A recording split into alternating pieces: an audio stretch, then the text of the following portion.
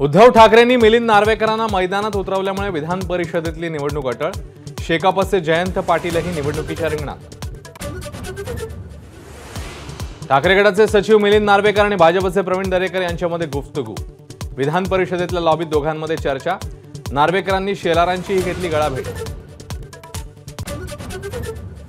महाराष्ट्राच्या राजकारणात पहिल्यांदाच विधान परिषदेतल्या विरोधी पक्ष नेत्याचं निलंबन।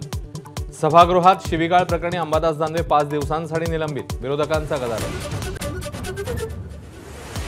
अंबादास दानवेंच्या शिवीगाळीबाबत उद्धव ठाकरेंनी मागितली माफी, तर अंबादास दानवेंचं निलंबन एक षडयंत्र, ठाकरेंचा हल्लाबोल। उद्धव ठाकरे आणि फडणवीस भेटीनंतर आज विधान भवनाच्या लॉबीत देवेंद्र फडणवीस आणि आदित्य ठाकरेंची भेट। लिफ्टवरून आदित्य ठाकरेंचा फडणवीसांना मिश्किल टोला। तुम्ही नकली वाघांसोबत आहात, इथे असली वाघांमध्ये या। वाघनख कधी आणणार या प्रश्नावर मुख्यमंत्री एकनाथ शिंदेंचा जयंत पाटील यांना टोला।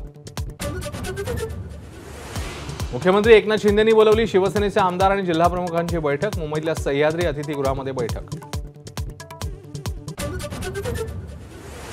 देवगिरी निवासस्थानी अजित पवारांच्या राष्ट्रवादी काँग्रेसची बैठक सुरू। नवाब मलिकही बैठकीला उपस्थित। विधान परिषदेबाबत चर्चा सुरू।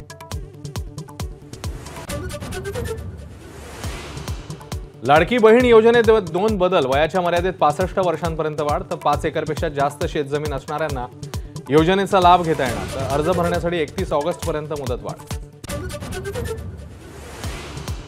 हिंदूंवर खोटा आरोप करण्याचा काँग्रेसचा प्रयत्न। राहुल गांधींवर कारवाईची मोदींची मागणी। कालच्या संसदेतल्या भाषणावरून मोदींचा पलटवार।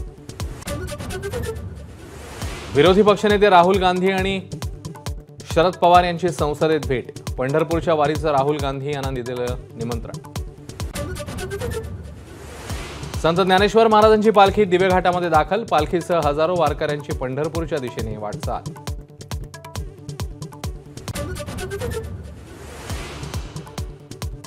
मराठा आरक्षणाची शिफारस करणाऱ्या अहवालाविरोधातली हस्तक्षेप याचिका हायकोर्टाने स्वीकारली। राज्य मागासवर्ग आयोगही आता याचिकेत प्रतिवादी। एबीपी माझा, उघडा डोळे बघा नीट।